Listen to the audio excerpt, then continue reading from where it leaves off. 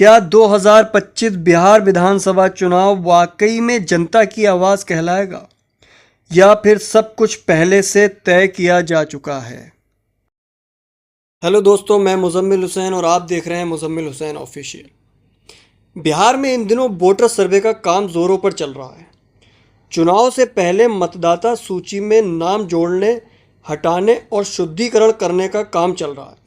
लेकिन सवाल ये है, क्या ये सब निष्पक्ष तरीके से हो रहा है? गांव से लेकर शहर तक शिकायतें आ रही हैं कि जिन लोगों ने वोटर आईडी के लिए फॉर्म भरा था उनका नाम लिस्ट में नहीं है। वहीं कई जगह बूढ़े बुजुर्ग जिनका नाम सालों से लिस्ट में था, उन्हें अचानक मृत घोषित कर दिया गया। और सबसे बड़ी चिंता की बात, कई जगहों पर वोटर लिस्ट में एक ही पते पर 8-10 फर्जी नाम पाए गए हैं।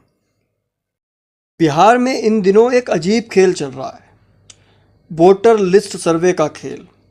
सरकार कहती है ये एक सामान्य प्रक्रिया है, लेकिन ज़मीन पर कुछ और ही तस्वीर है। कई गांव और शहरों में लोगों के नाम बिना बताए वोटर लिस्ट से गायब हो रहे हैं। बुजुर्गों को मृत घोषित कर दिया गया और दलित गरीब बस्तियों में दर्जनों नाम एक साथ काटे जा रहे हैं। और जब इस गड़बड़ी की पोल खोलने पहुंचे वरिष्ठ पत्रकार अजीत अंजुम जी, जो कि खुद बिहार के हैं, जब उन्होंने कैमरे पर सच्चाई दिखाई तो उनके खिलाफ एफआईआर दर्ज कर दी गई। सोचिए, एक पत्रकार जो सिर्फ सवाल पूछ रहा है, जो बता रहा है कि सर्वे के नाम पर चुनिंदा तबकों का नाम काटा जा रहा है, उस पर मुकदमा कर दिया गया। क्या अब सवाल पूछना भी जुर्म हो गया है? वोटर लिस्ट से नाम काटो और जो उस पर सवाल उठाए उस पर मुकदमा कर दो। ये लोकतंत्र है या तानाशाही का ट्रायल रन?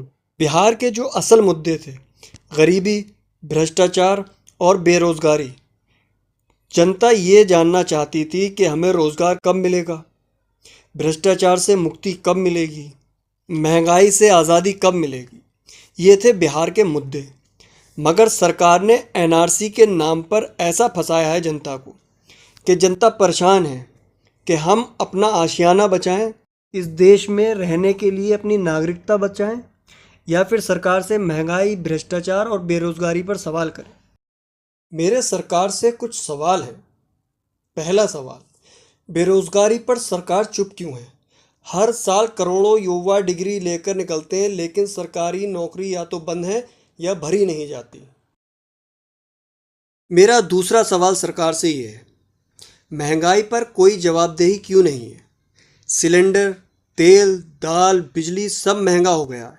आम आदमी की जेब कट रही है, पर सरकार जश्न मना रही है। तीसरा सवाल मेरा ये है, शिक्षा और स्वास्थ्य बजट क्यों घटाया गया? सरकारी स्कूल और अस्पताल बदहाल क्यों हैं? क्या अमीरों की सुविधाओं के लिए गरीबों की ज़रूरतों की बलि दी जा रही है? मेरा चौथा सवाल ये है, चुनाव से पहले जो वादे होते हैं, चुनाव के बाद वो गुम क्यों हो जाते हैं? हर बार चुनाव में बड़े बड़े वादे किए जाते हैं, 2 करोड़ नौकरियां, 15 लाख रुपए, लेकिन पूरा क्या हुआ? भारत जैसे लोकतंत्र में मीडिया को चौथा स्तंभ कहा जाता है। उसका काम होता है सत्ता से सवाल पूछना, जनता की आवाज़ उठाना।